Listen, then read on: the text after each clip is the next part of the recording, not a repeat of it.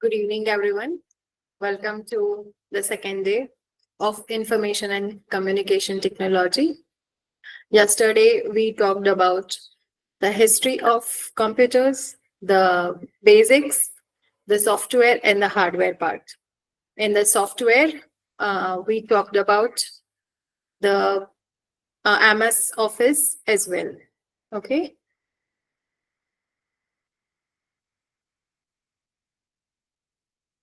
So today, we will continue with one small topic.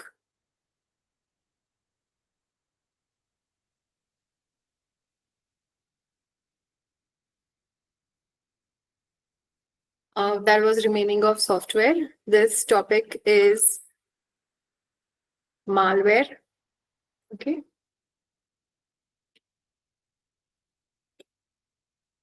So cybersecurity and malware is again one of the favorite topics for UGC NET. What is malware? It is a malicious software. It's a virus, worm, or Trojan that damages or disables systems. Now, there are some terms related to this which you need to know the meaning of, so that if they are asked in match A with B or fill in the blanks, as you saw, there are paragraph kind of questions, or there are statements made which you need to decide whether they are true or false. Okay. So malware is a malicious software. Phishing is when someone sends you fake emails or messages to do fraud, to give your OTP, to give your personal information, Aadhaar card number, PAN card number, or to give your bank account information. So those emails which we used to have a few years back from princes of Nigeria, where they were going to donate money to us, or an email coming from an international company that you have won a lottery, but you need to pay some amount of money in as a tax. Then they can send the entire amount to you, or that you have won a pearl necklace which costs millions of dollars, but you need to pay some amount as a tax, something of that sort. All these fake emails and messages fall into category of phishing. Denial of service is when a server is so overloaded that the website crashes. Like let's say there is a sale and the sale has been advertised for a long time. So now when the moment the sale begins, the website crashes, or there's a very famous concert that's happening, and the moment the tickets are announced, the entire world rushes there to book the tickets for the concert, and the website crashes if they have not taken enough precautions and they have not increased the capacity of server. So that threat is called denial of service, or DOS. Man in the middle, MITM. When two people are communicating using internet, hacker intercepts their communication. That is called man in the middle.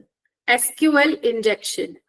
A hacker injects code via a web form to access the entire database of information of a company, of a government, of a country, of any public server, private server. When they try to access the database by injecting a code, it's called SQL injection.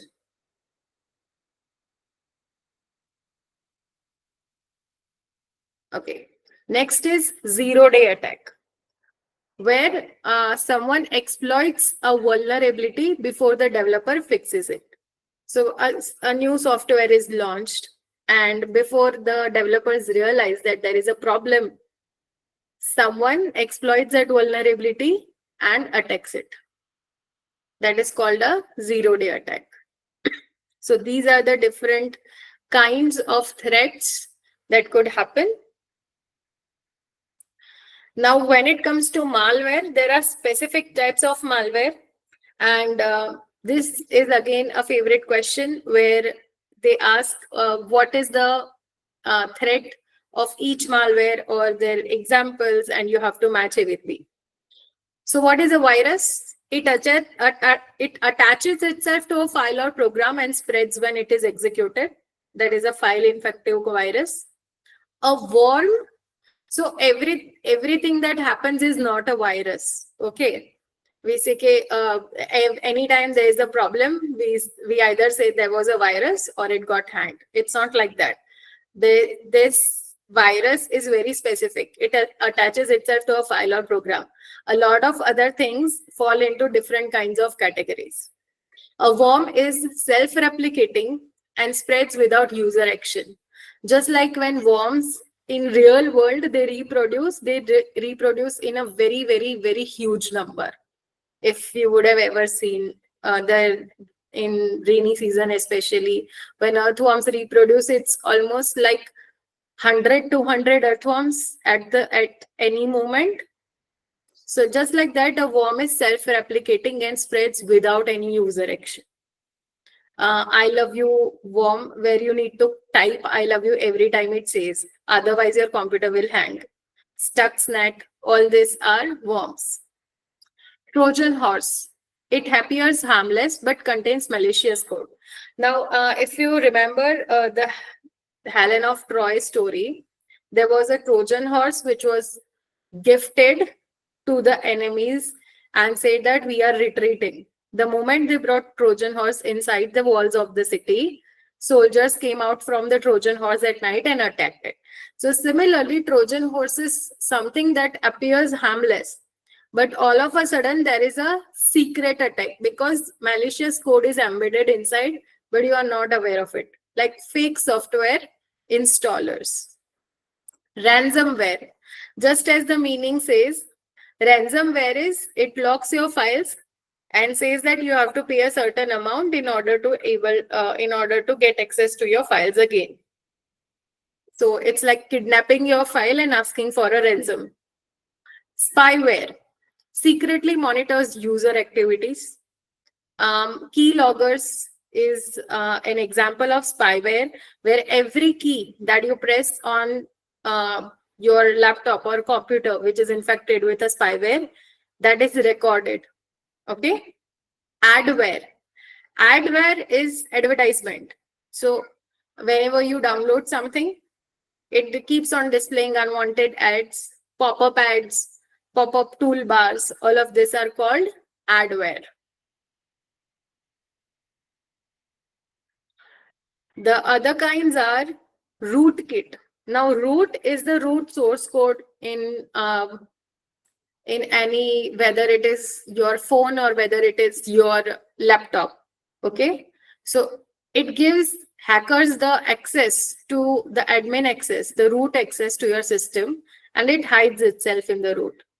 It is used in APTs, advanced persistent threats, that is rootkit. Keylogger records keystrokes to steal passwords or information, just as I explained. Bot or botnet. These are infected devices controlled remotely for mass attacks of computers, okay, systems. Fileless malware. Now, this malware operates in RAM, random access memory, which is volatile, and the moment you shut down your device, this memory gets cleared. So it operates in memory and leaves no trace on the hard disk or ROM. Like exploits PowerShell or registry. Registry is the short-term memory in CPU. Scareware. It tricks users into downloading harmful software via fear tactics. So you get a pop-up saying that there are 5 viruses in your phone. Download this software to clean your phone. Those kind of ads come from scareware, fake virus alerts. Rogue security software. It pretends to be legitimate antivirus, but it is fake. It is a virus, or rather a malware, which claims to be antivirus. And once you install it, you realize that instead of an antivirus, you have actually installed a malware. PC Protector Pro is a fake antivirus. Okay, so these are different kinds of malware. Based on this example, questions have been asked like this. Keylogger, short for keystroke logger, is a type of cyber threat. They are forms of what? Out of this, worm, Trojan horse, virus, spyware. They are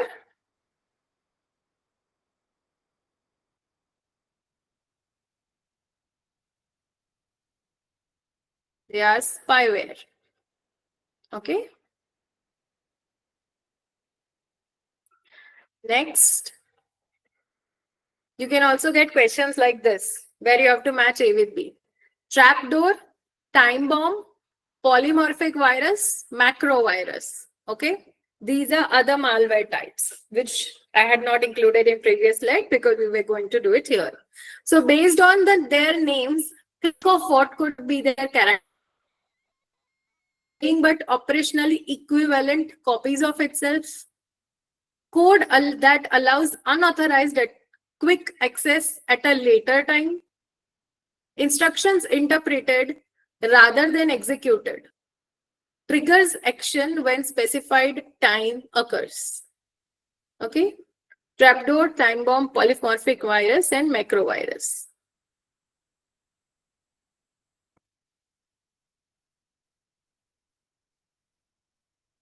Two. Good.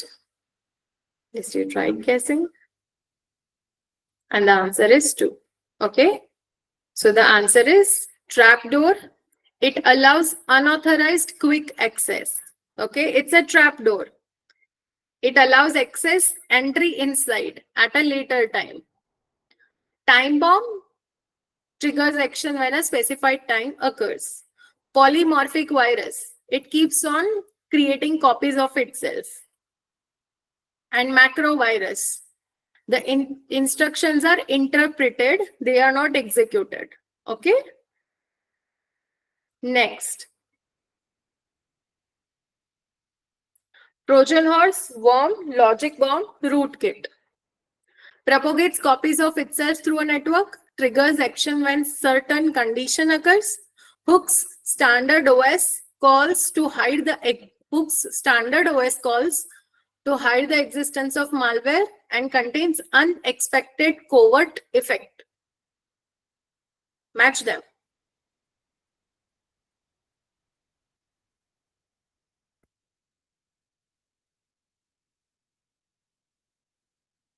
Four. Okay. So see, Trojan horse contains unexpected covert effect. Covert is secret. Overt is when something is done openly. Covert is when it is done secretly. Like after Pulwama, we carried out a covert operation, and then one of our Air Force personnel was caught. Okay, so that was a covert operation. Covert is secret. Worm propagates copies of itself. As I told you, it keeps on reproducing. Logic bomb. There is a specific condition given. If this condition happens, then the malware is triggered. Okay, so that's a logic bomb. And rootkit, it hooks standard OS calls and it hides itself inside the OS. So you don't realize it's hidden in your system. Okay. So a software that sometimes displays irritating pop-up advertisements is called adware. Okay. A software that locks data files and demands a monetary payment in exchange for unlocking. Ransomware, spyware, logic bomb, Trojan horse. The ransomware. Okay. So now, when it comes to cyber security, there are few terms that you need to know. These are 5 kinds of cyber crimes which are most common. First is cyber stalking.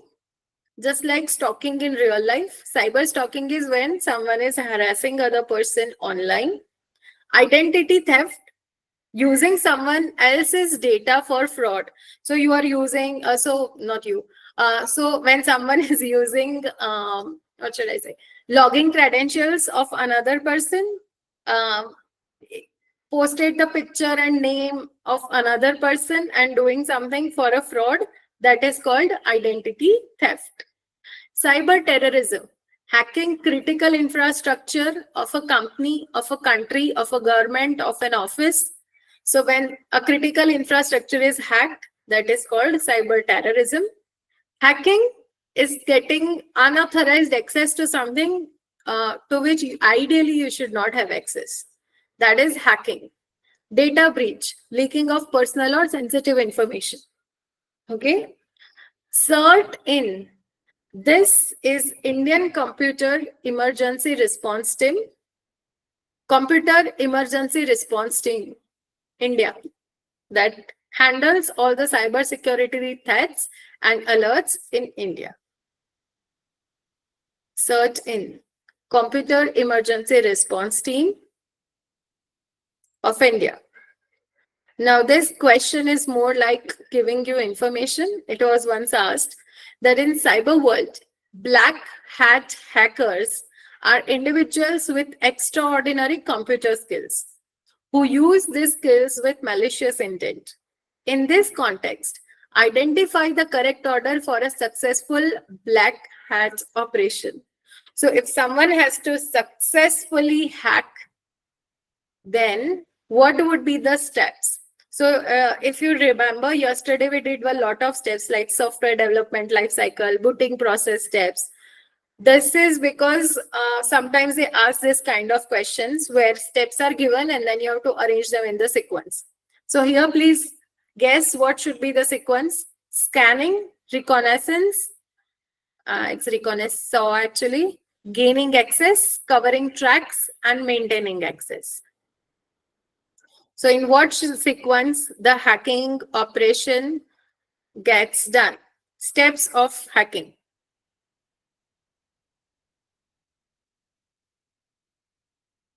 Take a guess.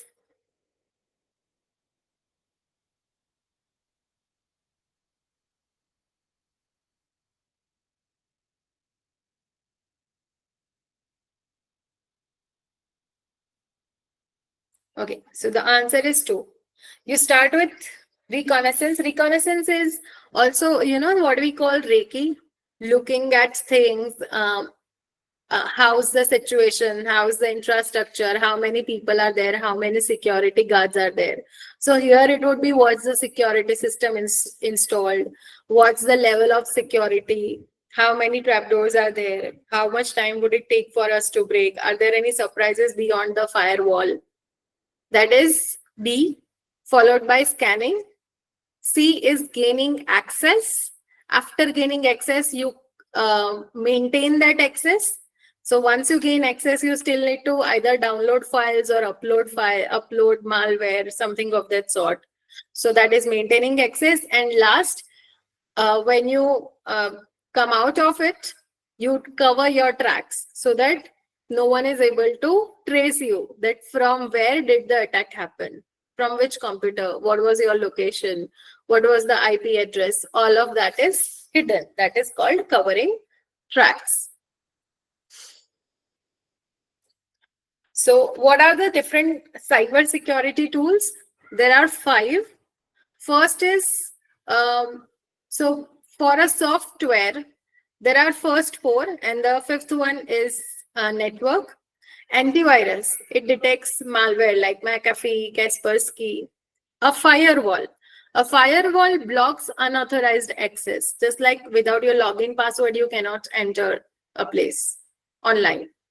Encryption tools, it scrambles the data like BitLocker, VeraCrypt. Two-factor authentication, 2FA, it adds login security. Okay, you enter your login password and then you give an OTP which is sent to your phone. So that becomes two-factor authentication. And VPN is a virtual private network. It creates a secure private connection over public network. So your IP address is not accessible to wherever you are browsing. So this is often asked under utility software and cyber security. So the first 4, antivirus, firewall, encryption tools, and two-factor authentication are also called utility software. Okay. So based on this, sometimes questions have been asked about computer security.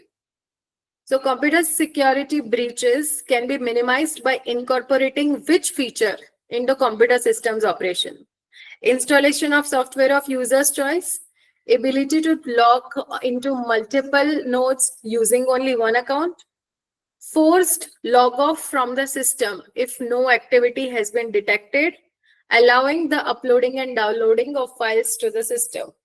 Which of this is an action which can minimize the security breaches from happening?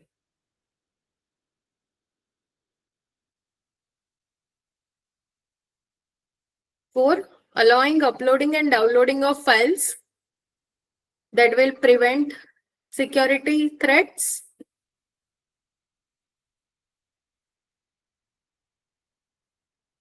The answer is 3. Forced log off from the system if no activity is detected. If you leave your laptop somewhere and the laptop detects that no one has been active for whatever is the specified duration, it logs off itself. You need to enter the password again when you come back. So that is actually a security feature.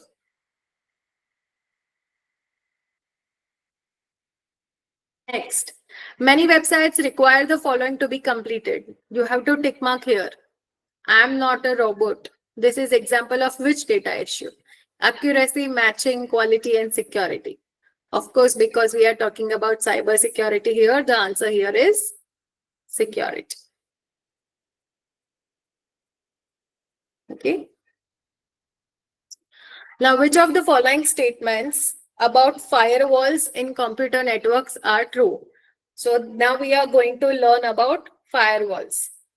So out of the given options, we need to think of which options are correct. Firewalls are only available as hardware devices and only examine traffic entering a network. Firewalls allow a user to set rules for network traffic. Firewalls will automatically stop all malicious traffic. Firewalls back up all data that is transmitted around a network. And firewalls can be used to block access to certain websites.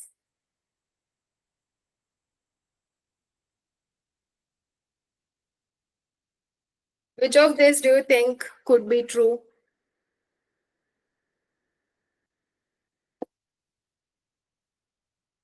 Think of security of a website or security. Think of Gmail or think of your online banking. And you would probably get an idea.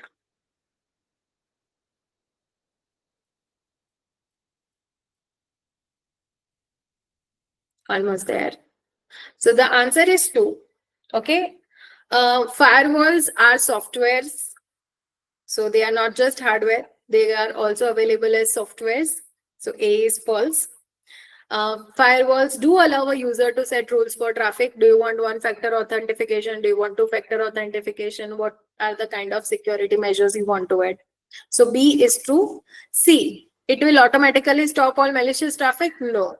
There will still be malware which can come across through. There can be hackers who can hack it. So C is, it will not automatically stop everything. So C is false. D, firewalls do not back up any data. They are there only for security. They do not have storage, like data storage. They don't back it up. So D is false. They can be used to block access to certain websites. Like TikTok is banned in India. So if you are logging from an Indian IP, you cannot access TikTok. Just to give an example. Okay. Next. Which of the following statements are true with reference to cyber security? Okay. A, incident response in cyber security involves identifying vulnerabilities and patching them before an attack occurs. B, CERT acts as an early warning system for cyber threats and attacks in India. C, Tor is an acronym for the Onion Router, which is a web browser that enables people to communicate anonymously online to prevent bad actors from tracking their internet activity. Bad actors is hackers or any people with malicious intention. D, using a virtual personal network can help secure a network by encrypting the data transmitted over it. It can help secure a network by encrypting the data transmitted over it. A, B, C, and D. Take a guess. Which ones are true? Which two of them are true? 3. Anyone else wants to try? Okay. The answer here is 4 actually. Why 4? B and C are true. Okay. C is true. Tor is the onion router. It allows people to communicate. Remember it. It allows people to communicate anonymously online to prevent bad actors from tracking internet activity. Okay. Virtual personal network does not help in securing a network. It creates a private network in itself. It does not help secure a network. It helps to create a new smaller network so that the main network cannot find you. And A is false because incident response means something has occurred and then you are giving response to it. So here this cannot happen before an attack occurs. Incident response can happen only after the attack occurs. Okay. So that's the end of the topic of cybersecurity.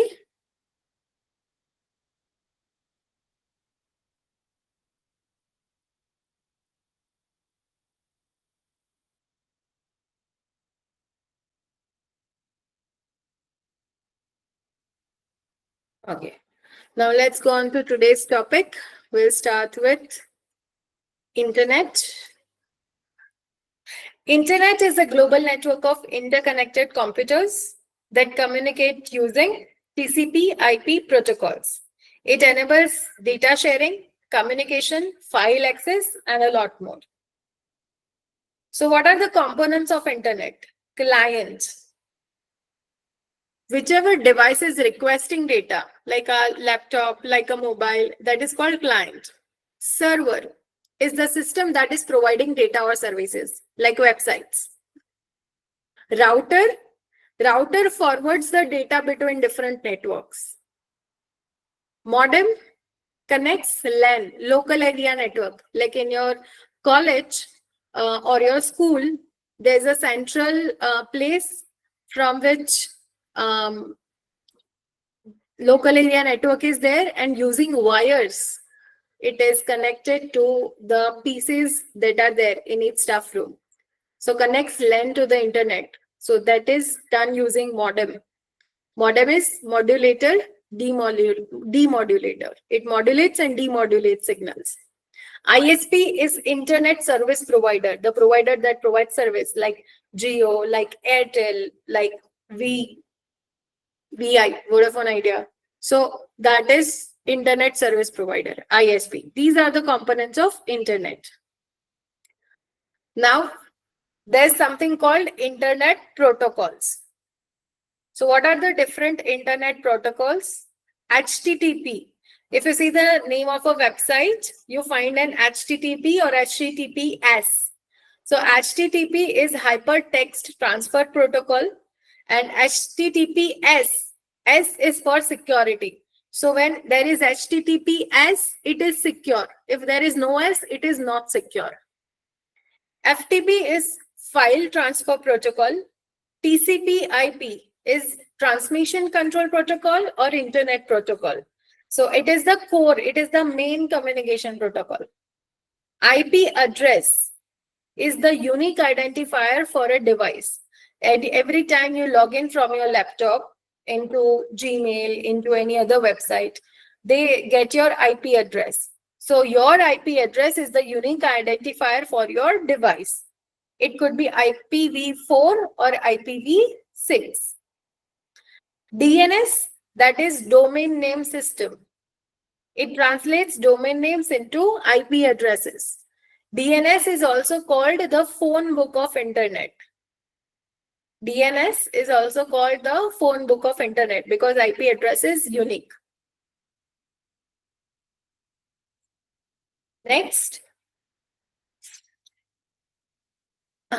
Okay. So in internet, I just pick up. Okay.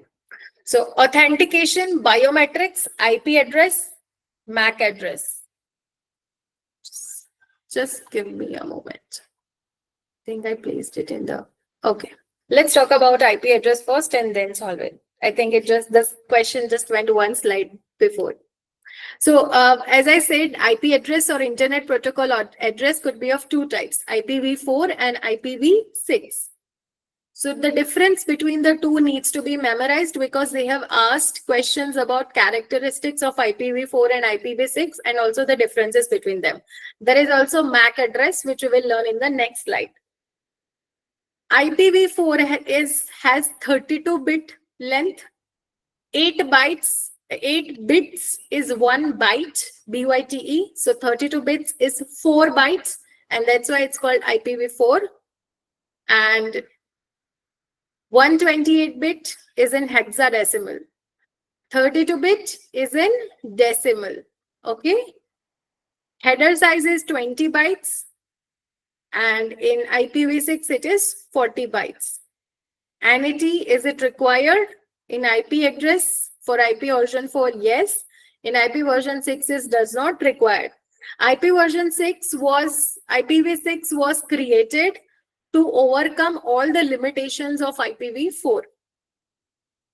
So does it need broadcast? Yes. IPv6 does not use broadcast, it uses multicast. Here the security is optional in IPv4. So it is not considered to be secure, whereas IPv6 is built in and it is more secure. Okay, so IPv4 was the older version, IPv6 is the newer version.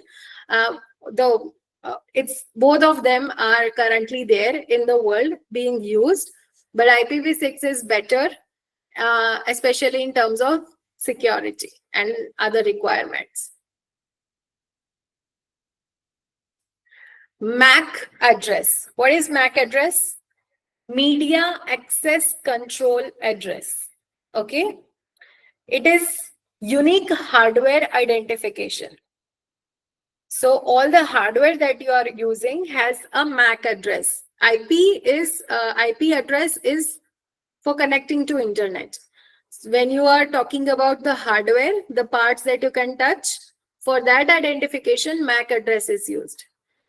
Data link layer 2 of OSI. So how do they identify which computer you are using, which pen drive was used? That way. The length is 48 bits. Format is hexadecimal. Is it permanent? Yes, it is permanent. It is burnt into the network interface card and it uses local network communication or LAN. Now let's solve this question. Authentication, biometrics, IP address, MAC address. Identifies which device is connected at a given IP address, relies on certain unique characteristics of human beings, such as retina scans, but what we do in our colleges and schools, fingerprint biometrics. Verifies the data that comes from a secure and trusted source and works with encryption to strengthen internet security. And last, identifies where on the network a device is located, the location of the device on a given network.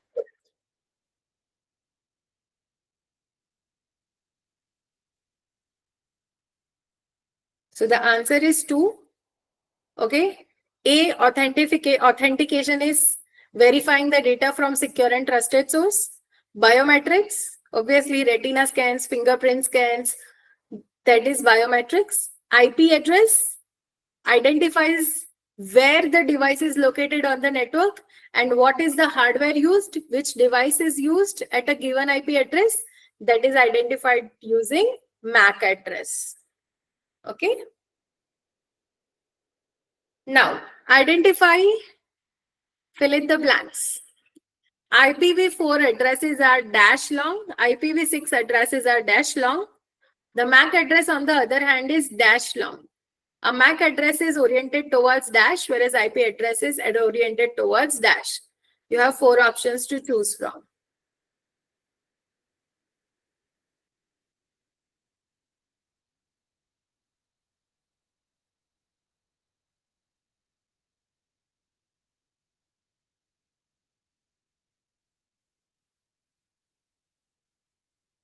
Okay, so the answer is 2.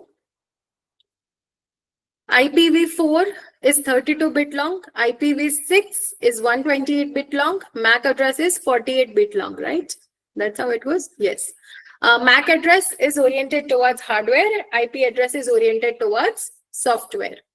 Next, IPv6 address in a computer networking is 4 times larger than IPv4 address.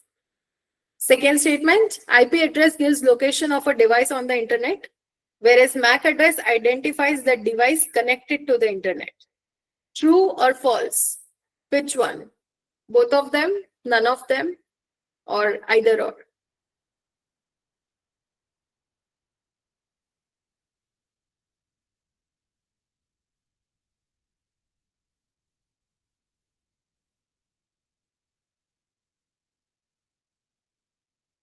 Both are incorrect. That's correct. Yes, both are correct. See, IPv4 address, if you see, is just 32-bit long. 32 into 4 is 128. IPv6 address is 128 bits long. So that is why IPv6 address is 4 times larger. IP address gives location of the device. But which device is there?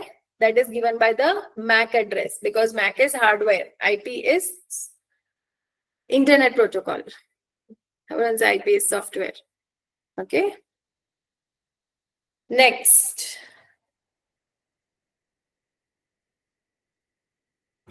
Packet switching. What is packet switching? It's a method of breaking down data into packets before transmission. So the entire data that is transmitted over internet, it is cut up into chunks, and all of these packets travel independently across the network. And they can take different routes to reach the final destination. This packet switching is used in internet, in local area network, 4G, 5G, etc.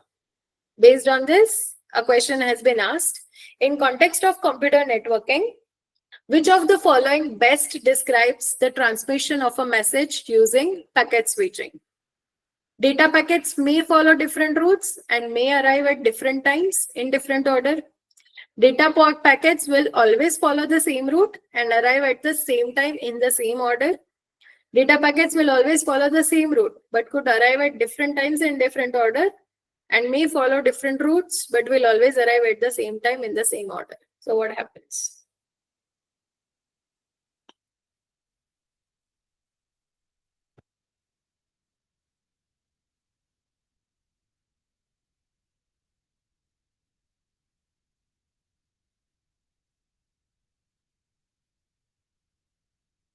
Come on, take a guess. We are learning here. Some of the questions will be things that I haven't spoken of before.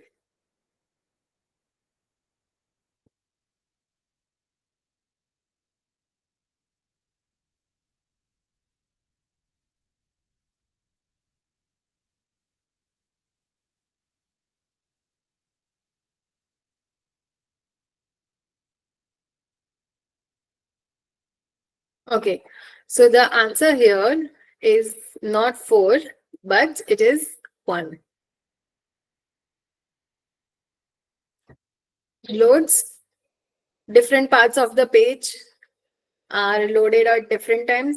Sometimes if the bottom part requires less speed, it will come faster, things like that. Okay. Just assume that that is how it is happening, and that's why they arrive in different orders. So the answer is they may follow different routes, they may arrive at different times and in a different order. Different terms related to web. www is World Wide Web. It is a collection of websites hosted on the internet. URL, Uniform Resource Locator. Like the name of the website, that is called URL, Uniform Resource Locator. Browser is a software used to access websites like Chrome, Firefox, Mozilla. Any single document on the web is called a web page. A collection of related web pages is called website. And the moment you enter a website, the first page that opens up is called home page. So each web page is assigned a dash, an address that identifies the location of page on the internet. What is it called? Yes, URL, Uniform Resource Locator.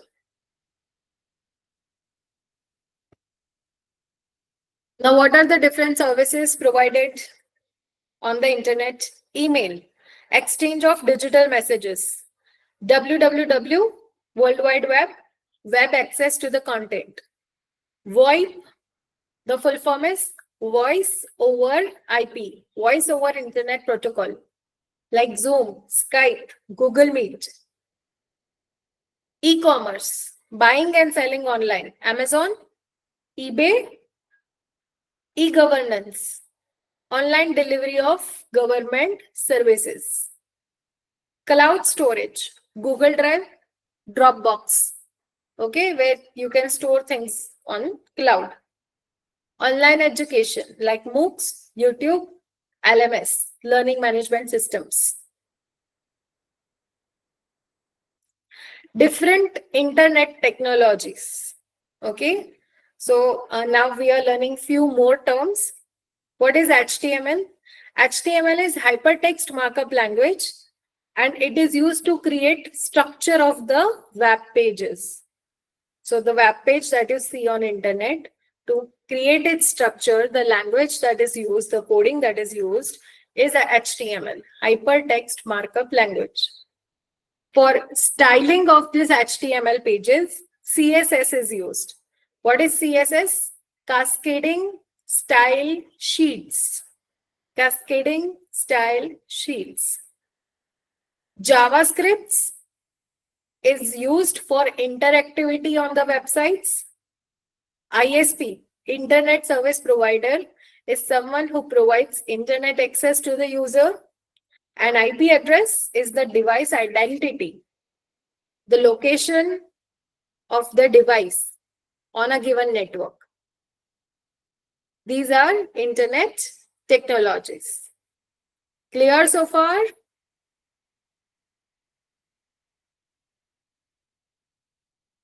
Clear with all the things that we are doing till now? Okay. Next, intranet, internet, extranet. Internet is accessed by everyone, used by the public. Intranet can be accessed by organization employees.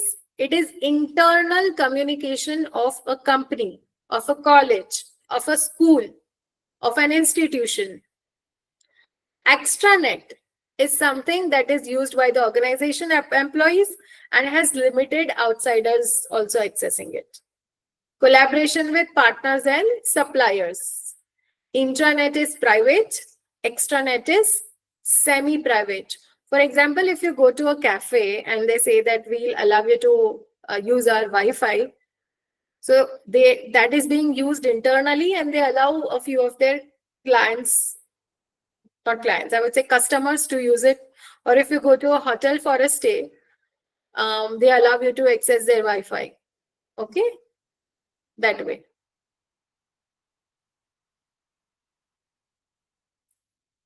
Now here, there is a question based on this.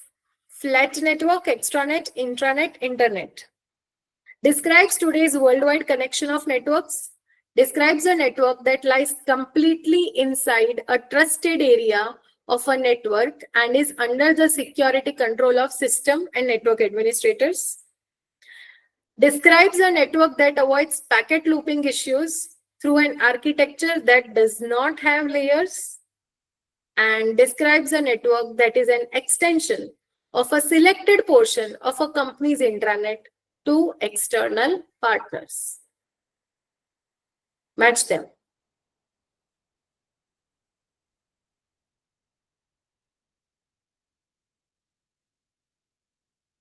Yes, the answer is 2. Flat network.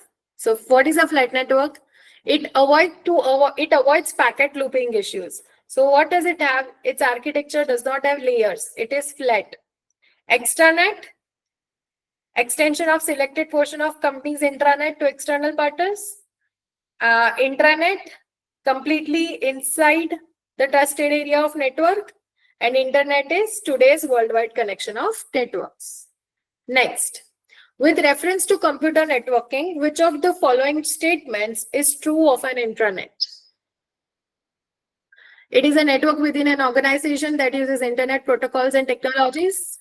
It is a network that covers a wide area with help of rented telecommunication lines. It is a network where computer is connected to internet and acts as a gateway for other devices. Widely available public network of interconnected computer networks. The answer is 1.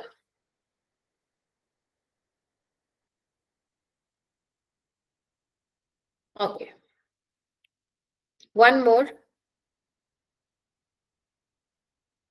Okay, so this is a related question, and I thought that let me just take it as a question. I'll give you the explanation if you don't know, but you can still try. When, len, man, pen. You have to choose them in increasing order of the coverage area of the network. So if one has a small coverage area network, then it becomes bigger, bigger, bigger, bigger, and bigger. Try to guess.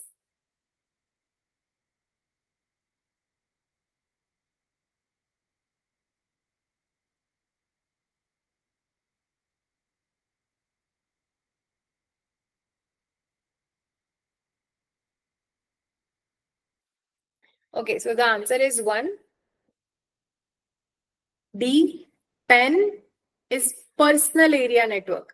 For example, your Bluetooth. So the range of Bluetooth is very limited.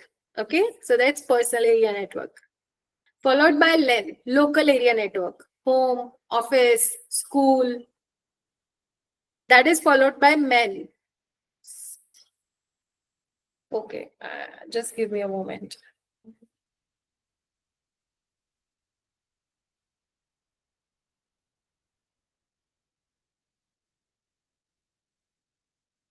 It's metropolitan area network, and WAN is wide area network. I'll just confirm WAN.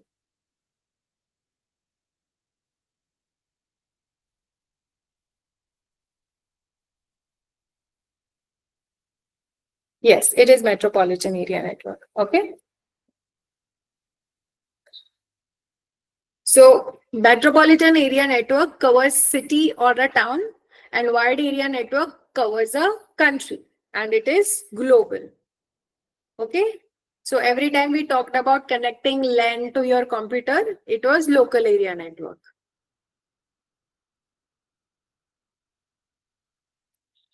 Now next concept is web. W-E-B, web. So here till now we were talking about internet. A part of internet is the web, where different websites and the data is stored. The history of web is, first there was web 1.0, web version 1, then web 2.0, and now we have web 3.0 coming up. The difference is web 1.0 was static. It was passive, where you could read data. Centralized, it was companies that were using it, and there were some personal websites. Limited user interaction and mostly static pages. Web 2.0, dynamic, user generated. Active, you can not just read, but you can also write. Centralized, there are platforms. How? Facebook, YouTube, Wikipedia. You can all add content to it, not just read it there. Growth of social media, user collaboration, and dynamic content. These are the features of Web 2.0. Web 3.0 is semantic, AI powered. There is intelligent interaction. It's decentralized, decentralized apps, NFTs, AI bots, intelligent web, semantic data, and Again, decentralization that's happening. This is Web 3.0. Based on this, they ask questions that which of this is a characteristic of Web 2.0, or is this true for this Web 1.0? Something of that sort keeps coming up. Web 2.0, a second generation of internet, can be best described as a software package developed by Microsoft and available at a discount to teachers. An approach to the internet in which users can share thoughts, opinions, and ideas in a free and open forum such as blogs, wikis, and podcasts. An approach to internet in which websites and apps can process information in a smart human-like way through technologies like machine learning, big data, decentralized ledger technology, etc., and faster internet for big business. 2? Yes. 2 is the answer. 3 is the answer for Web 3.0. If the question here was Web 3.0, then the answer would have been 3. Few more terms from internet. Okay, see, internet is all pervasive. I have tried to take the most important aspects only, because just like the internet, the subject expands beyond what we can think of, just like the amount of data being uploaded to the internet every day. Okay, but I've still tried to take at least all the terms that I could think of in connection to the questions that have been asked in the last few years. Bandwidth is maximum data transfer capacity. It is measured in Mbps. Okay. Speed, how fast the data is downloaded, uploaded. What you see in those Altel Wi-Fi ads, where they show you the speed with which the page is being uploaded. The fastest internet of India, apparently. I don't know if that's for sure, but just to give an example of how speed is measured. Search engines used to search information, Google, Bing. Bing is used in China. Browser, tool which is used to view web pages like Google Chrome, Firefox, Safari. Okay. So Google is a search engine. Chrome is a browser. Google is not a browser. This question has been asked. And Google is not a web browser. It is a search engine. Internet of Things. What is the meaning of Internet of Things or IoT? All the devices that are connected to internet to collect or share data, like smart TVs, wearable devices like smart watches, smart fitness bands, things like that. Smart home gadgets, your AC which works with a remote. Nowadays, not just with a remote, you can actually connect it to your phone, and there could be a single application like Google Home that operates your television, your AC, probably if you're a smart fridge, then smart fridge. Even curtains are nowadays such that it can be opened by pressing a few buttons on the smartphone. So that is Internet of Things. Next, digital footprint. All the data left by a user online is digital footprint. So right now when I'm taking this session, I have logged in here. This is a digital footprint that I'm leaving on internet. And you logging in here, your IPs are also leaving a digital footprint. Okay. Digital divide is the gap between those with and without access to ICT. Like in some rural areas of India, they still do not have access to internet.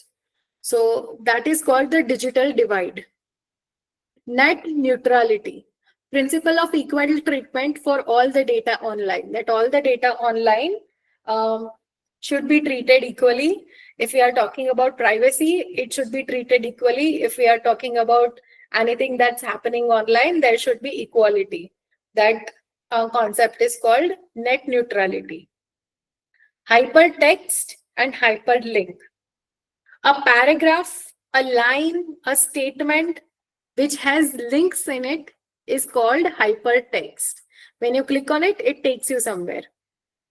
Now, when that specific word on which you click and it takes you somewhere is called hyperlink. Clickable element that navigates to another resource. So where that hyperlink is situated, that entire text is called hypertext. But the clickable portion is called hyperlink. All hyperlinks are hypertext, but not all hypertext is hyperlink. There could be words in the hypertext which are not clickable, but that entire passage is called hypertext.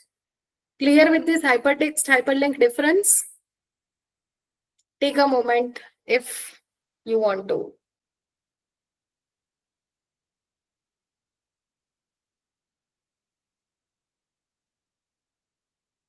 That is also a question that has been asked. Okay. So remember that all hyperlinks are hypertext, but not all hypertext is hyperlink. Okay. So let's practice a question. A web page displays the following information, in which underlined word is a link to another web page. For digital devices, let's say this underline is there, is usually expressed in bits per second. For analog devices, the bandwidth is expressed in hertz. Which method of data organization is being used? So let's assume there is a clickable underline here, and bandwidth is a word which you click, it will take you to some other page. And this could also be that. So what method is used out of all these four? What did we just learn?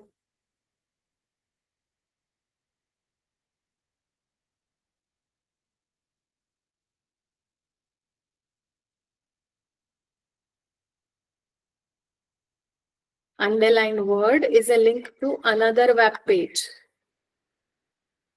When the underlined word is a link to another web page, what is that data organization called? Basically, the answer here is hypertext. Yeah. Text with embedded links. What are these links? When you click on that word, it navigates to another resource, to another web page. But instead of a web page, it could also be a form or something else. So that's why we don't always call it a web page. Points to remember, especially considering UGC NET MCQs. www is not internet. World Wide Web is not internet. It is a service that runs on the internet. HTTP is not secure.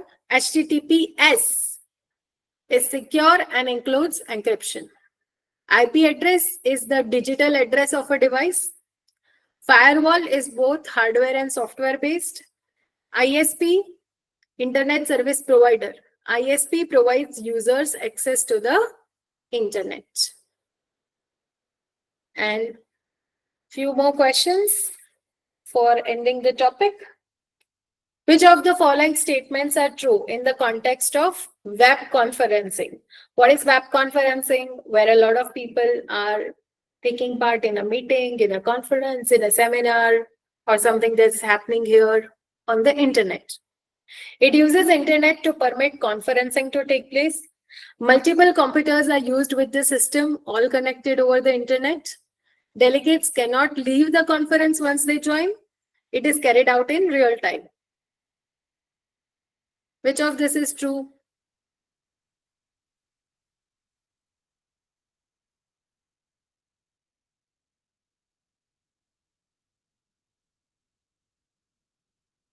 Yes. So if you want, you can leave the class right now, join back after a few minutes, unless of course I put in security measures that no one is allowed to join in now. When I put that security, you will not be able to join in back. Okay, that is possible with the system. Next, match A with B. Software, web browser, PDA, firewall. A soft. Okay. My bad. A software that accesses and displays pages on the web, a mechanism that isolates a network from the rest of the internet, a set of computer programs that enables hardware to perform different tasks, and a small mobile computing device.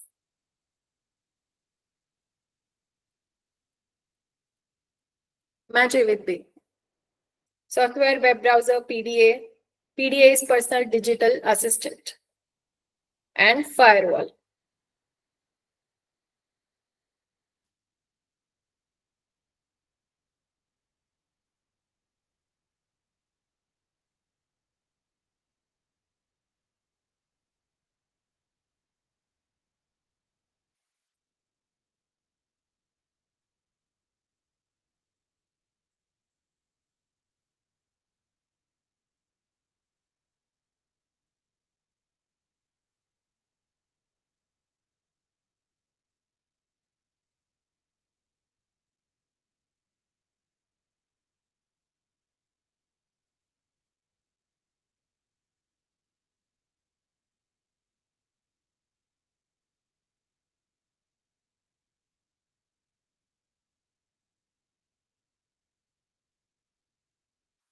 Answers, please.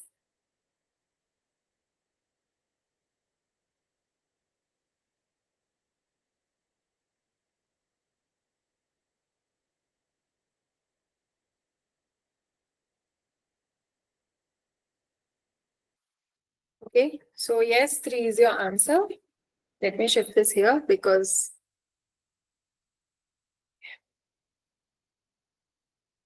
so A, software is a set of computer programs that enables hardware to perform different tasks. Web browser, the software that accesses and displays pages on the web. That web, like Chrome, is a web browser. PDA or personal digital assistant is a small mobile computing device. So computing device meant it just does not calculate. It's like a tablet kind of thing.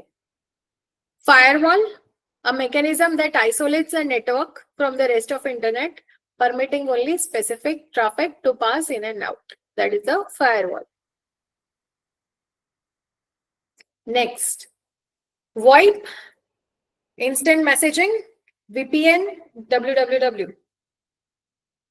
Match them with a tool for real-time communication between 2 or more people sending text messages to their devices, a system of interlinked hypertext documents accessed via the internet, a technology that allows you to talk with other people using the internet, and a network that protects data by encrypting network traffic.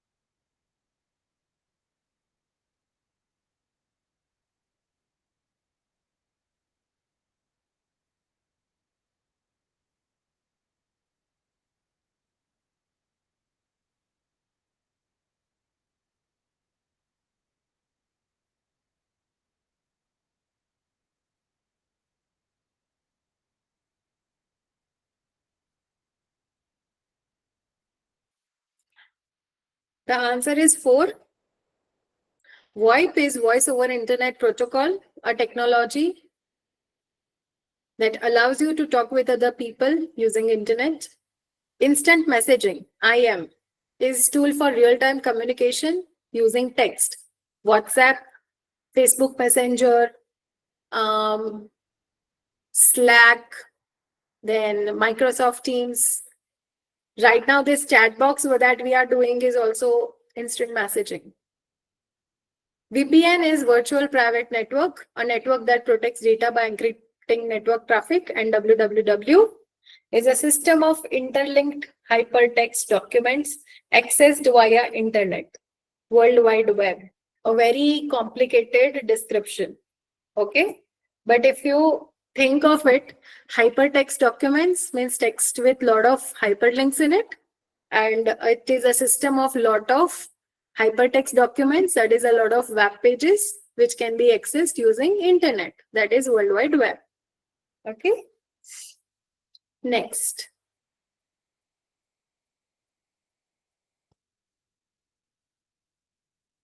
This was a question that had been asked.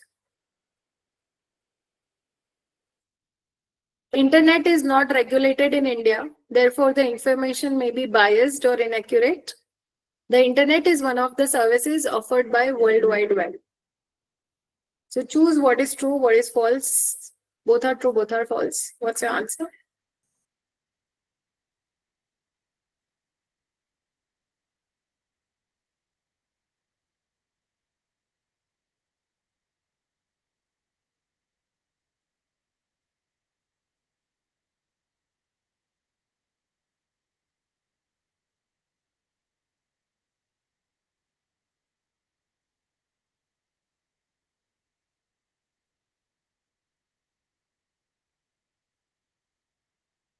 Okay, so the first statement is true. Internet is not regulated in India. Therefore, the information which is shared can be biased and inaccurate. So whenever you do Google search, the answers that you get may not all be true.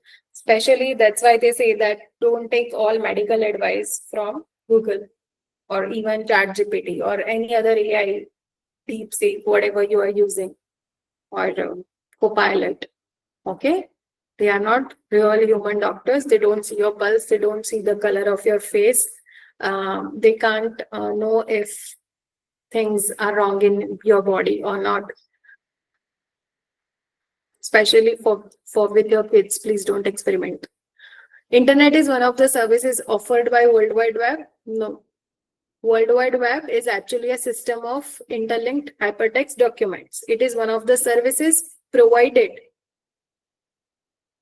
and it is there on internet. Internet is not a service provided by www. Okay. Now this is a mathematical question that is asked, but the calculation here is very simple. You just need to remember those kilobytes, megabytes, which we talked about yesterday. The transmission time required for 512 byte packet using a 56 kilobits, where 1 kilo is equal to 1000. They have also mentioned this per second modem is about dash 512 byte. 1 byte is how many bits? Can someone please tell me? How many bits, BITS, are there in 1 byte? 8. Okay, 1000, yes. 1020. 1 bit is equal to 8 byte. 8 1020. bits. 8 bits is equal to 1 byte. So how many bytes are to be shared? 512. What is the speed? 56 kilobits per second. So how will you solve this? Want to solve it? Should I show you the solution? If you want to solve it on your own, I can give you 2 minutes. If someone is solving, tell me yes. Otherwise, I'll show you the solution. See, no answer means I'm assuming you are not solving. Let's see the solution.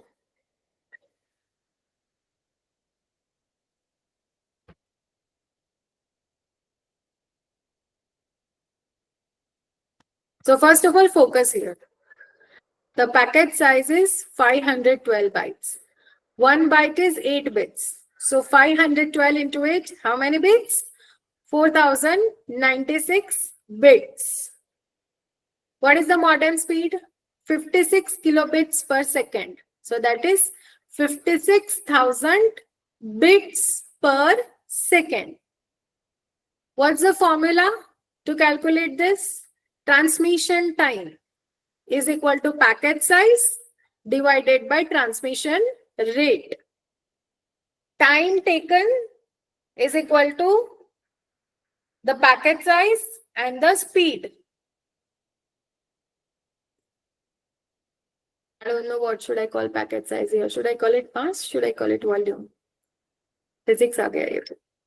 So now calculating this, see, transmission time is what we need to find. The packet size is 4096 bits. Transmission speed 56,000 per second. So when you divide 4096 by 56,000, you roughly get 00731 seconds or 73 milliseconds approximately.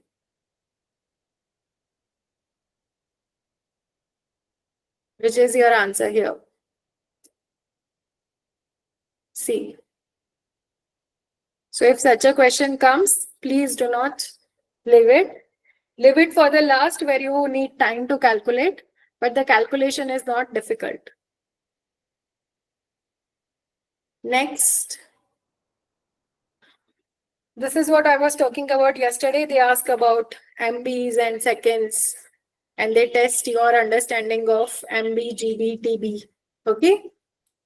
A security system uses a camera to capture images of each person entering a gift shop. Each image requires 1 MB of storage. So 1 image is equal to 1 MB. If the camera captures an image every 5 seconds over a 24-hour period, how much storage is required? So let's say it's a security camera. It captures 1 image every 5 seconds.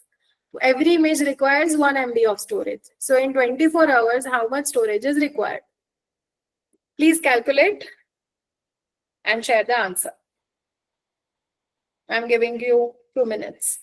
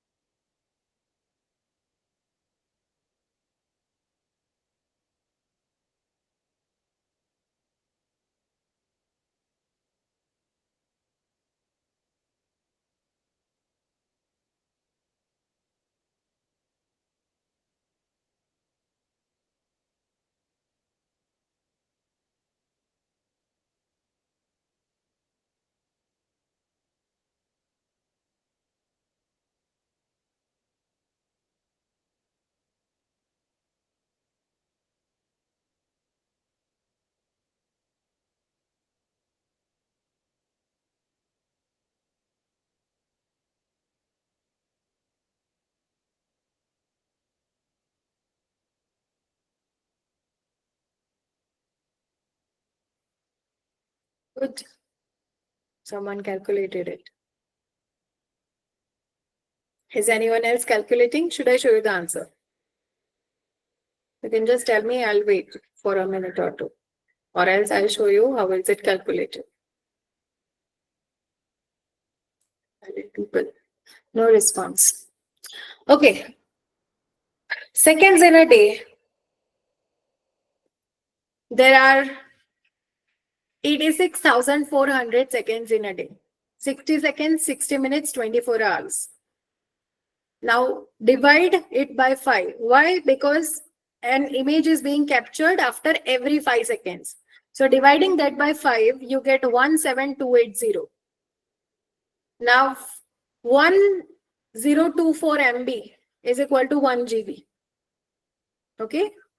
1000 megabyte is equal to 1 gigabyte. So if it is 17280 MB, then how much space is required? The answer would come to 16.875. In exams, you will not have calculators. Okay.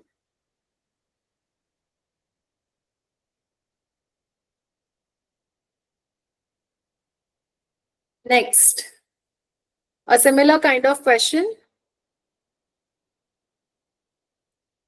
A CD contains 12 music tracks which are of lengths in minute 3, 7, 4, 3, 5, 6, and so on. and each minute of music requires 12 MB of storage. So what is true out of this given options? 512 MB is used for 12 music tracks, 1 GB is used for 12 music tracks, 768 MB of memory is used for 12 music tracks. If the tracks are stored in MP3 format, each music track will be reduced in size by 90%. The storage that the 12 tracks would require is 69 MB. Which of this is true?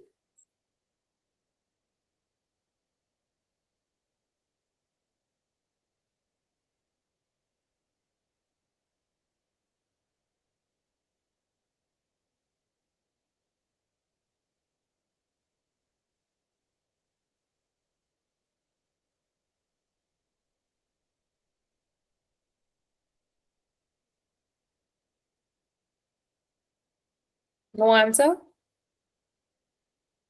Okay. Is someone calculating?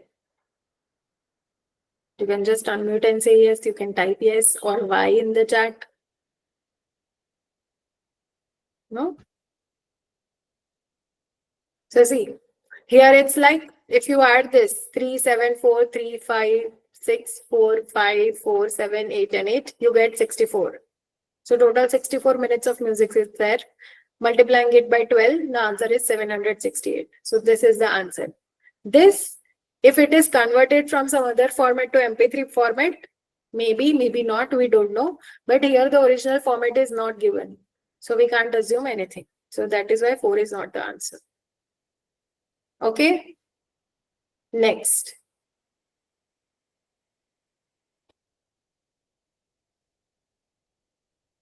In context of Bluetooth and Wi-Fi as wireless communication technologies, which of the following statements are true? Now we use Bluetooth to connect our phone with another phone, our phone to the Bluetooth headset. Wi-Fi is something that we have in our homes, in at least the institutions that we work in. So what is true of Bluetooth and Wi-Fi as wireless communication technologies? Bluetooth allows for short-range data transfer between electronic devices, whereas Wi-Fi allows electronic devices to connect to internet. Bluetooth is a direct line of sight for data transmission. Wi-Fi does not. Bluetooth limits the number of devices that they can connect at any time, whereas Wi-Fi is open to more devices and more users. Bluetooth does not need a direct line of sight for data transmission, but Wi-Fi needs it. Which statements are true?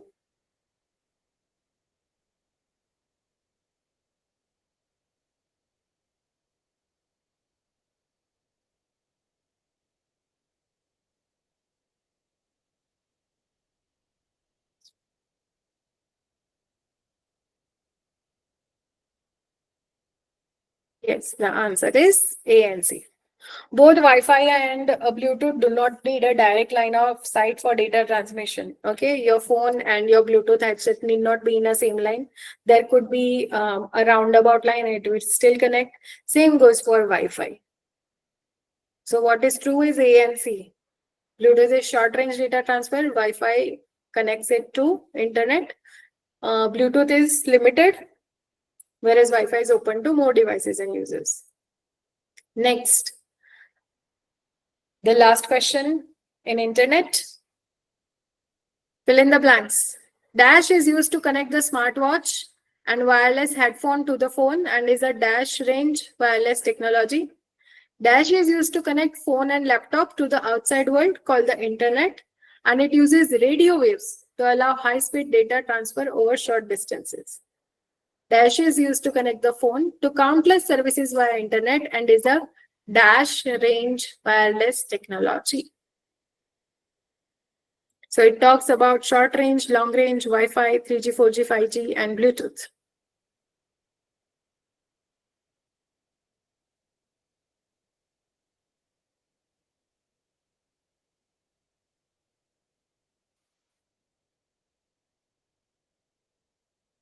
Okay, so the answer is 1. Bluetooth is used to connect smartwatch and wireless headphone to phone. It is a short range technology. Wi-Fi is used to connect phone and laptop. And 3G, 4G, 5G is used to connect phone to internet, and it is a long-range wireless technology.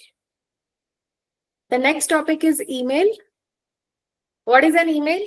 It is an electronic message, electronic mail exchange system over a network, usually internet. It allows users to send and receive text, attachments, emails, images, files, etc.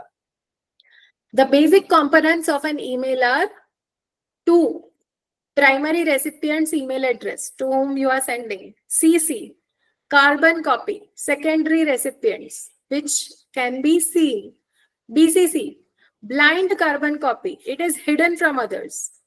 Subject is the topic of the email. Body, main message text, and attachments are files or images added to the email. Now, just like internet protocols, there are three email protocols: SMTP, POP3, and IMAP. SMTP, Simple Mail Transfer Protocol. It sends the emails. It sends your email to someone else. POP3, Post Office Protocol version 3. Now, just as SMTP sends the emails, when you receive the email, POP3 downloads emails from servers like pull and delete. These are two functions of POP3. Internet Message Access Protocol. It accesses and syncs the emails on server. MIME or multi-purpose internet mail extensions.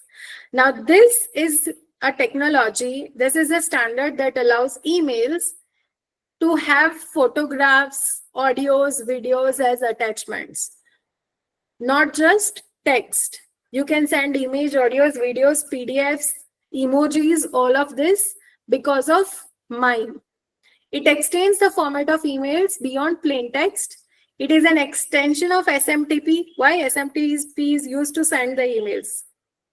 Email clients use MIME to encode and decode files. It is multi-purpose, not just for email. So based on this, the question was asked, an internet standard that allows for adding media attachments to an email is called MIME. Okay, that's your answer. Multi-purpose internet mail extensions.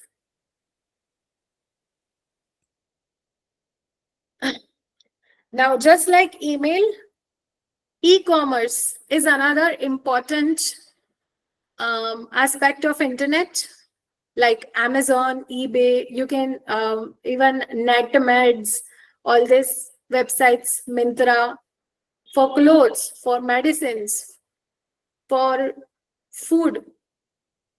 We have websites where we can buy and sell things on internet. So what are the advantages of e-commerce for consumers? They save time by visiting websites instead of stores.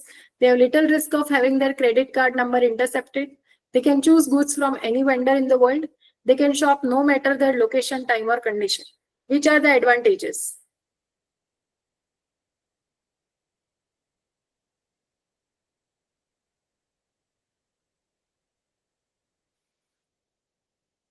So yes, the answer is 3. Why? Because there is actually a risk of credit card number being intercepted. Okay.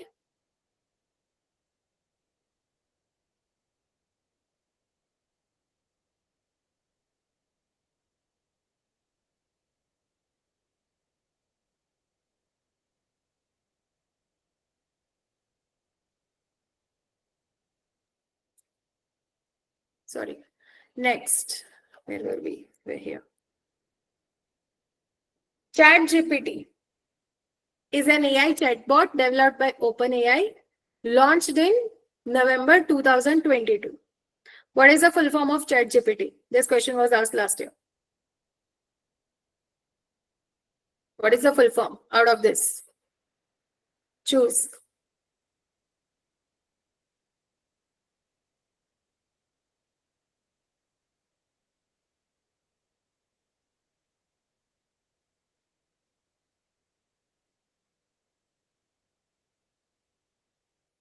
Yes, chat generative pre-trained transformer. Chat generative pre-trained transformer. That is ChatGPT.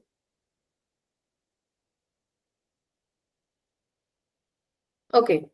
So the next topic is e-governance. Just a moment. Please read it.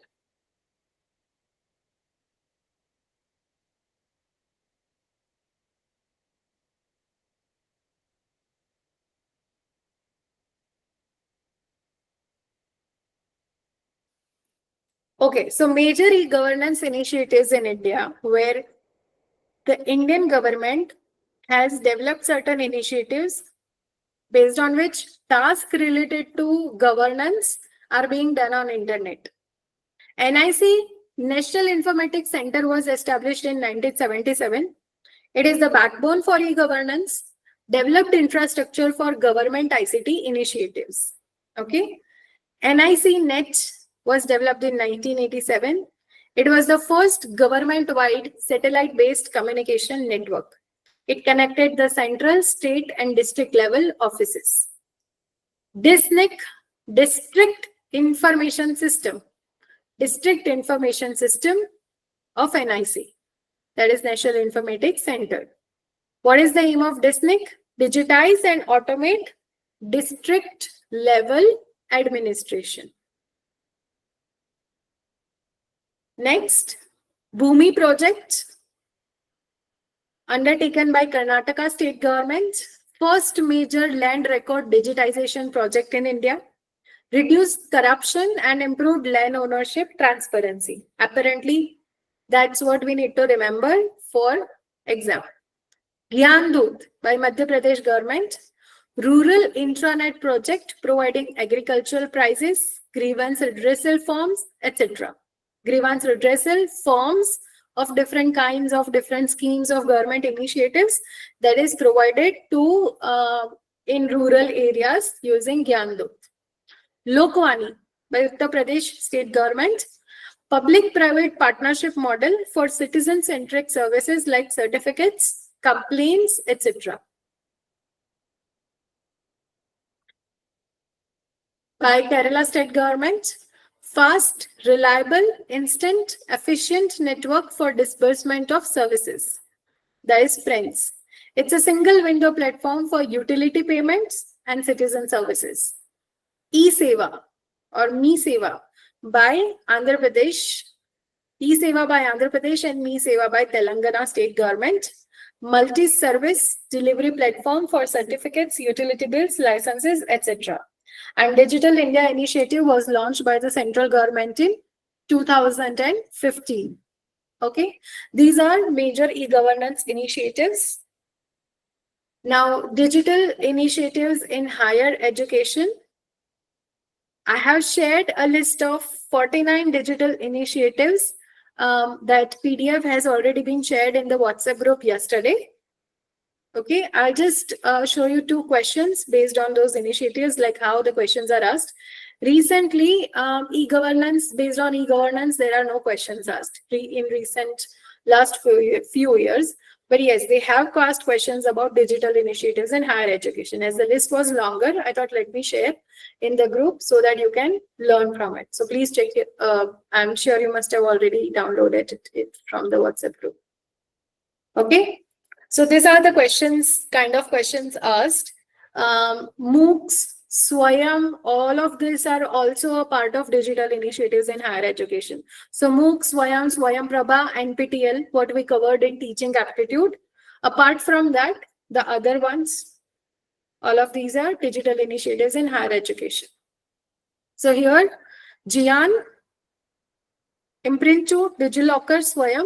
We have already done this question when we were talking about teaching aptitude 3 weeks back, almost 4 weeks back. Match A with B. Tell me what's the answer. We are doing this second time.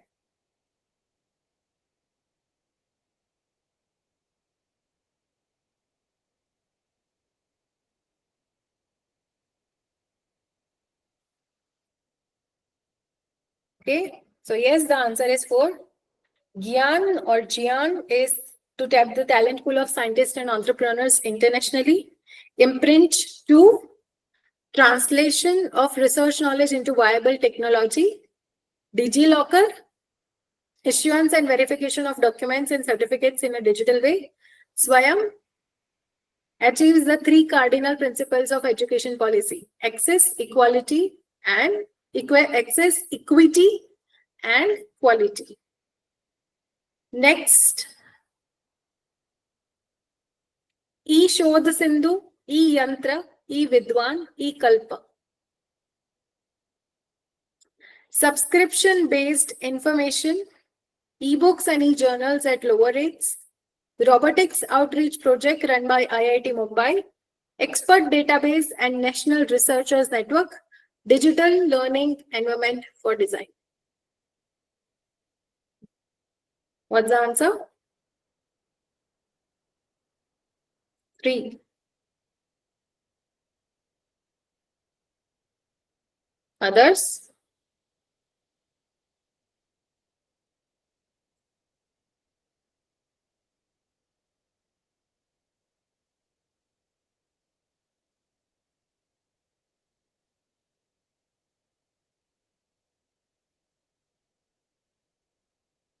I'll take a guess.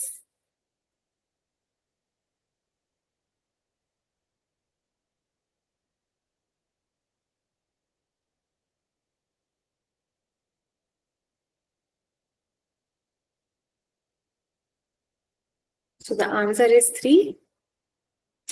E Shodh Sindhu. It's like A is 1, B is 2, C is 3, and D is 4. Okay. So see, yantra means machine.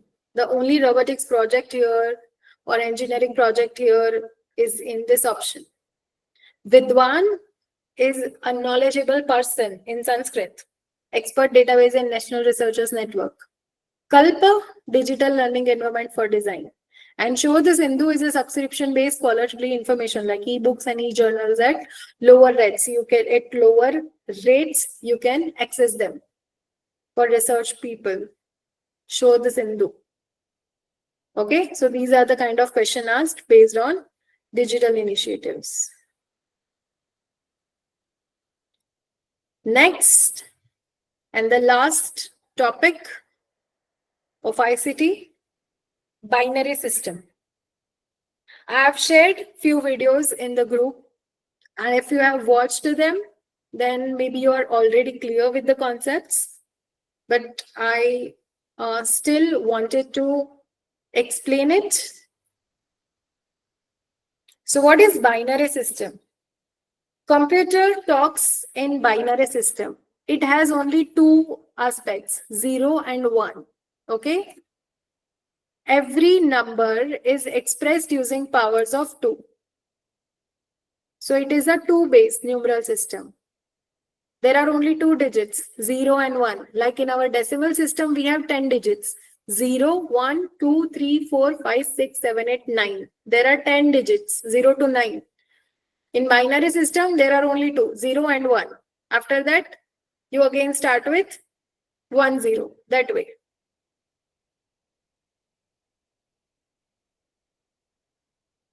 Where is it used? It is used in computers, where all the processing is in binary. In digital electronics, 0 is equal to off, 1 is equal to on. In calculators, in all those kind of electronic systems, binary is used. Data storage, binary codes for characters. Networking, IP addresses are also in binary. Now, earlier only binary system was there. Now we also have octal, decimal. Decimal is our normal system, 0 to 9. But now we also have octal and hexadecimal system. So there is a system where there is base to 4, but it is not used. It is just there for mathematics. Base 8 is called octal system. Okay. Base 16 is called hexadecimal. Just like when you have the base 2, there are only 2 digits, 0 to 1. When the base is 4, there are only 4 digits, 0, 1, 2, 3. When it is 8, there are 8 digits, 0, 1, 2, 3, 4, 5, 6, 7. 8 is not there. Only 0 to 7 is there. That is octal. Decimal is 10 digits, 0 to 9. We have 10 digits that is used in our normal calculations. And 16 base hexadecimal. Here, how the numbers are written? 0, 1, 2, 3, 4, 5, 6, 7, 8, 9. And after 9, 10 is written as A, 11 is B, 12 is C, 13 is D, 14 is E, and 15 is F. So 0 to 15, but it is written as 0 to 9, A to F. The base power is 2n, 2 raised to whatever power. For 4, where here the base is 4, the power is 4 raised to n. When the base is 8, the power is 8 raised to n. 10, it is 10 raised to n. Like 10, then 10 into 10 is 100, 10 into 10 into 10 is 1000. That is how our system expands. Here it expands in 8. 8, it's a 64, then into 8, then into 8, that way. Same here, it expands in multiples of 16. Okay.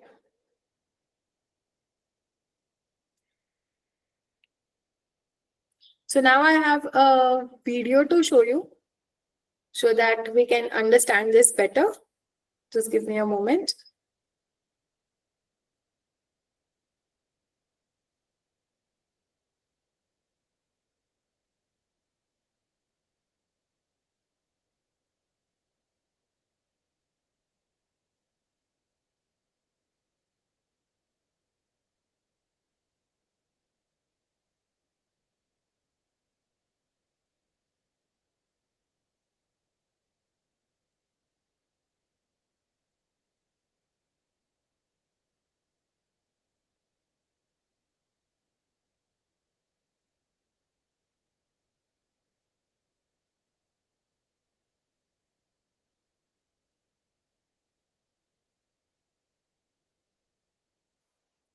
Was anything audible in the video? Yes or no? No?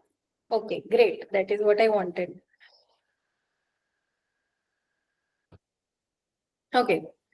So first, let's talk about how to convert a decimal number into binary number. So how do we write a decimal number? A decimal number, that is our normal numbers which we use in our number systems. They are called numbers at the base 10. Okay. So 125 is written in the bracket, that is our number. And here 10 is the base. So when we have to convert it from decimal to binary, so let's see how is it converted into binary. Because it is binary, it is written like this, to the base 2. At least the video is clearly visible, right? Right? Yes, great. So now let's see how do we do it.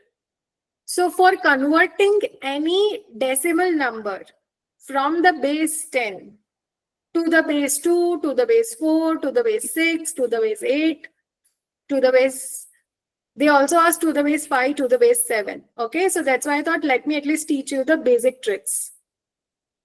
How do you do it? You divide it by the base 2. How do you divide it? Let's see. एक decimal number है जिसको हम convert करेंगे binary number में. So here, what you will see is 125 is divided by 2 to get 62 and the remainder is 1. Okay. Next, when 125 is divided by 2, the answer is 62. And in the division, if you see 125 divided by 2, if you do it, the answer will be 62 and the remainder will be 1. You will not write it as 62.5. Okay. 62, remainder is 1. So remainder, whatever is there, you will write it here on the side. Next, you will continue. Again divide it. Dividing 62 by 2, the answer is 31. The remainder is 0. So you will write 0. Again divide 31 by 2. The answer is 15. and remainder is 1. Divide it further by 2, you get 7 and remainder is 1. Further division of 7 by 2, you get 3 and the remainder is again 1. Now if you divide 3 by 2, the answer is 1 and remainder is 1. Clear till here? Clear? Okay. So now how do you write this number? You write this number in decimal form by starting from 1. 1, 1, 1, 1, 1, 0, 1. Okay. This has to be included. You cannot start from here. And remember, for whole numbers like 125, the direction is always down to up. Down to up. Okay. From bottom you start and take it up.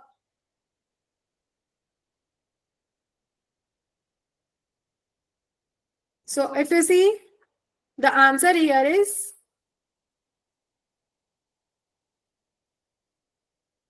just give me a moment, it will show.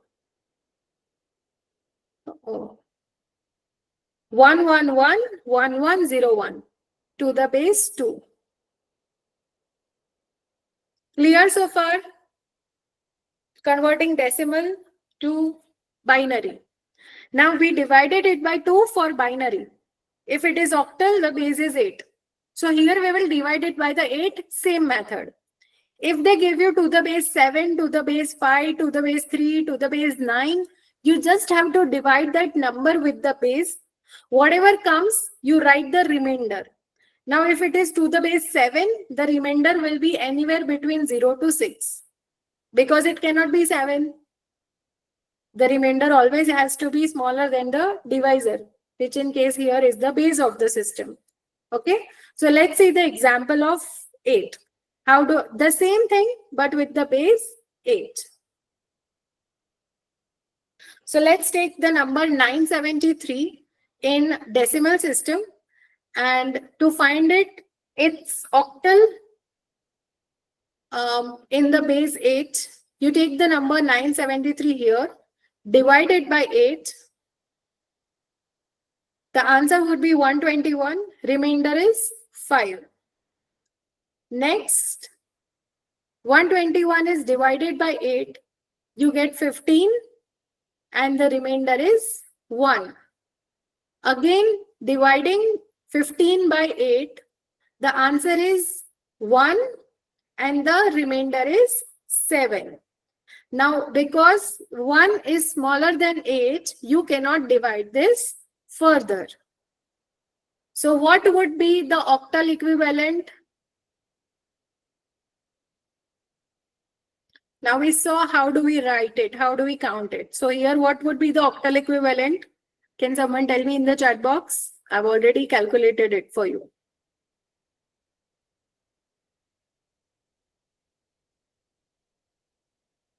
One 1715, yes, to the base 8. So you will write 1715 in the bracket and then you will write 8. Okay. So now you will start from here and take it up.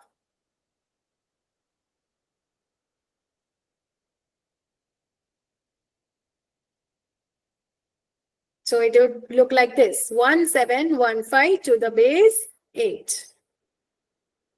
Now decimal to hexadecimal. So see, this is what I was telling. 0 to 15 is written as 0, 1, 2, 3, 4, 5, 6, 7, 8, 9, A, B, C, D, E, F. This is how it is written in hexadecimal. In octal, it is 0, 1, 2, 3, 4, 5, 6, 7. But in hexadecimal, because it is 10, now you don't write 2 digits. This system goes on further, but even after 15. But for our purpose of UGC NET, learning up to this much is enough. They don't go beyond this. Okay. Look here. In binary, they say that you should remember this. If you have time, you can memorize the binary for the basic numbers. Okay. So now let's take a number 525 in decimal and convert it to hexadecimal. How will you do it? You will take the number 525 here.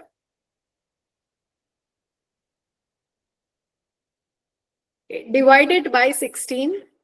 You get the answer 32 and remainder is 13. Next, divide it again by 16. You get the answer as 32. Answer as 2 and the remainder is 0. So what would be your hexadecimal number?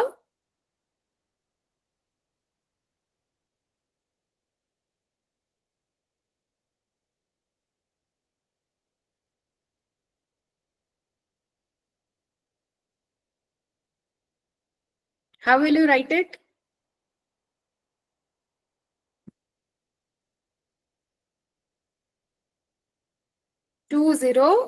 D. Why? Because 10 to 15 is in form of ABCD. Okay. So we'll write here from 2013 20D. Okay. Because as you see here, 13 is D. Now, sometimes what happens is in the exam, they don't give you just numbers, they give you fractions with a dot and a few digits after it. 12.53, 37.86, and then you have to convert it from decimal to binary. So how do you do that? For this, now for whole numbers, we divided it and then we took the answer bottom to upwards. For the fraction part, the calculation has to be done separately. Here we used to divide. For the fraction part, we will multiply, opposite of it. And the sequence would be upwards to bottom. Then we will bring both the numbers, write a dot in between, and that becomes your binary with fraction. Let's take a look at it, how it happens.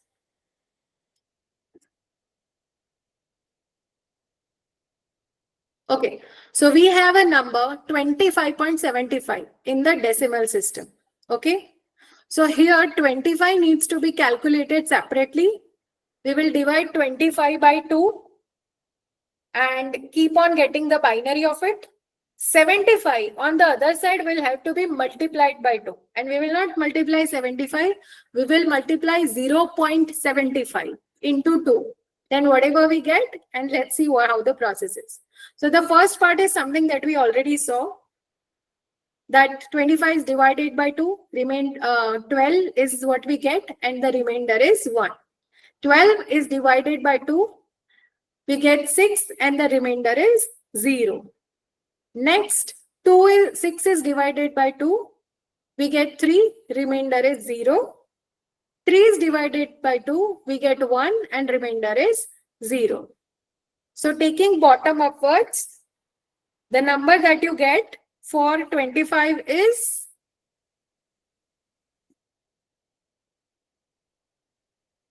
what would be the number?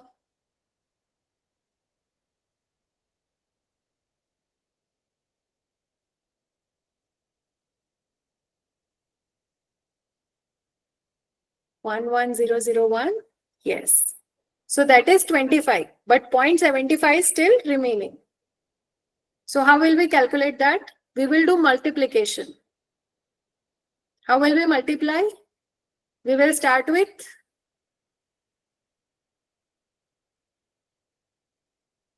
.75. Okay. See here, there is a point. Please do not ignore this point. Okay, please do not ignore this point. It is 0.75 being multiplied to 2, not just 75.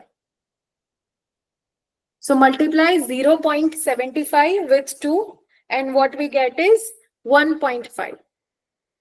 Now 1.5, we take the whole number, 1, and 0.5 we carry forward. 0 by 2 is equal to 1.0.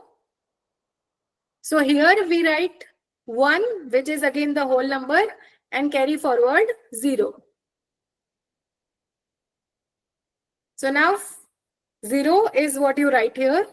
If the number is such that it is not directly divisible by 2, okay, then you will probably keep on getting fractions. You can get it up to 3 or 4 digits, okay? That is okay. You can get it up to 3 or 4 digits and then leave it wherever you found it. So now here, if you see, instead of division, we multiplied this fraction 0.75 with 2, took the whole number, and the part after the dot decimal point is again multiplied, took the whole number. The part after the dot here, if it was not 0, it is not possible that all fractions are divisible by the given base. So you keep on continuing it for 3 to 4 times. Now here the direction was bottom up. Here the direction would be reverse. It would go top down. Okay, so 0.75 in decimal is 0.11. Just like our decimal fractions, if you keep on adding any number of zeros after the decimal point, it does not make a difference. So you don't need to add a 0. Okay, so 0.5 is 0.11 in binary. Combining both of them, 25.75 in decimal system is equal to 11001.1100. Okay, it goes, I don't know why does it go so fast.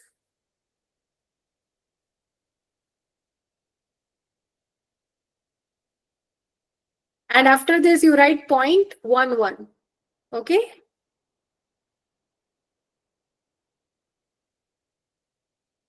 It somehow refuses to play. Okay.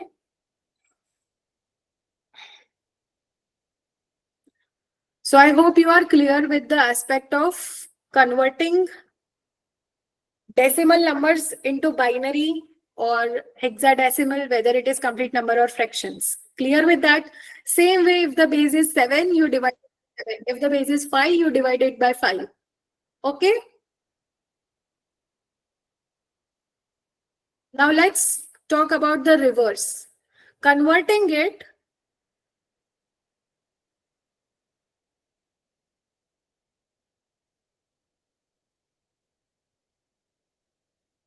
So converting octal or hexadecimal to binary.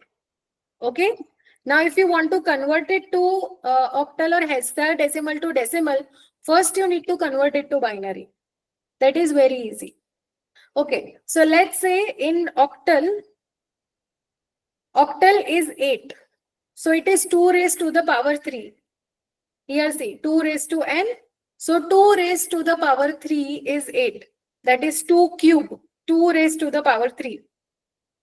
So that is why here it is 3-bit binary equivalent. Okay. So 75 in the base 8. 7 is 111 in binary. 5 is 101 in binary. So here the answer would be 11101 in binary. Does this make sense? Yes or no?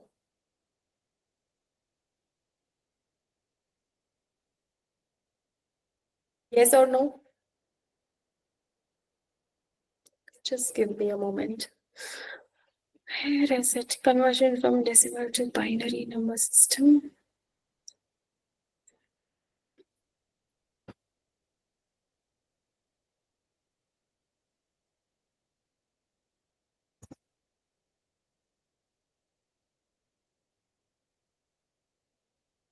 Okay, so see, how do I annotate it? Yeah.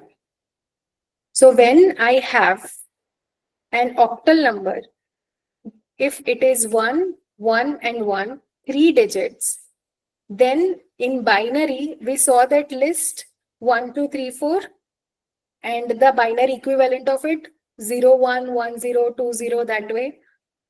So similarly, here in binary 1, 1, 0, 1, if the number here is 7, in binary it becomes 1, 1, 1. That is why they say that you should memorize the binary numbers up to 15, so that when you have to replace it here, it becomes easy. 7 is 1, 1, 1 in binary, 5 is 1, 0, 1. Combining them, the answer would be this. Hexadecimal to binary, again the same thing. 2F16. 2 is 0, 0, 1, 0. Now hexadecimal is 16 power, that is 2 raised to 4. 2 into 2 into 2 into 2. So it is a 4-bit binary equivalent. 2 is 1, 0. But we can add as many zeros as we want to make it 4-bit. So that becomes 0, 0, 1, 0. F is 15, which is 1, 1, 1, 1. So the answer is 0, 0, 1, 0. And then you write F, that is 1, 1, 1, 1. This is the binary equivalent in octal and hexadecimal to binary. Clear with this?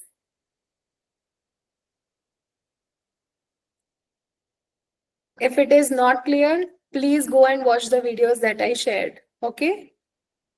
It explains this in length and you can watch it again. Okay? Not okay? Okay.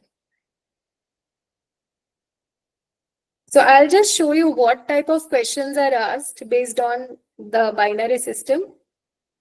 You can take a screenshot and calculate it, or I can share it in the group and then you can calculate it, and then I'll share the answers tomorrow. What would be your choice? I'll do that.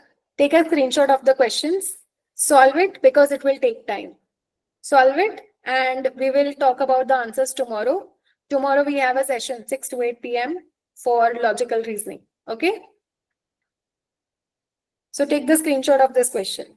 If L to the base M represents a number L in base M number system, identify the correct ascending order, increasing order of following numbers A to D when converted to decimal number system, that is base 10. 203 to the base 4. You have to convert it to decimal. 100,001 to the base 2, convert it to decimal. 1115 to the base 5, convert it to decimal. 1012 to the base 3, you convert it to the decimal. And then the answer that you get is your sequence. How do you convert it? I have shared the second video yesterday. Please watch that.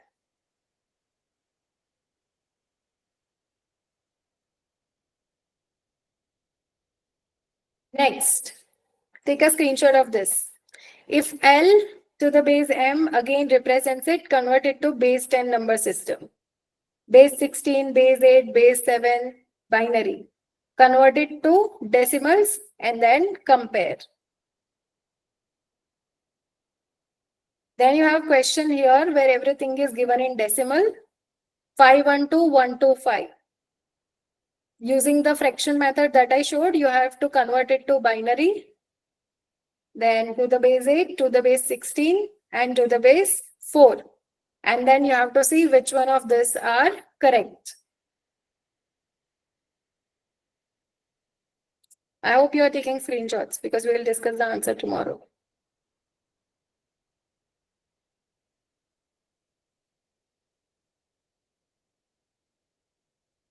Another question, like L16 represents a number L in base number 16. 4 is C to the base 16. 9BF to the base 16 is equal to what? So this number needs to be converted to decimal. This needs to be converted to decimal. Then you add it and the answer that you get needs to be converted again to the base 16 by using division method.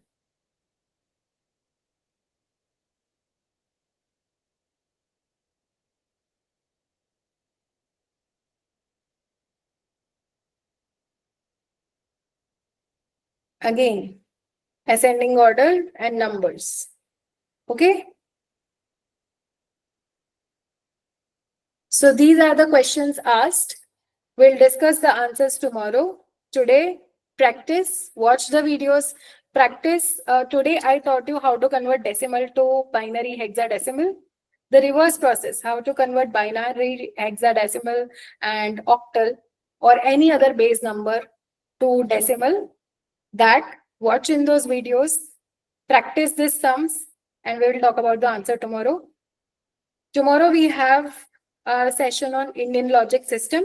So please be there on time. 6 to 8 p.m. I'll try to complete it by 8 p.m. It could take a few minutes, more or less. Okay. Ma'am, is there any other group on WhatsApp apart from NET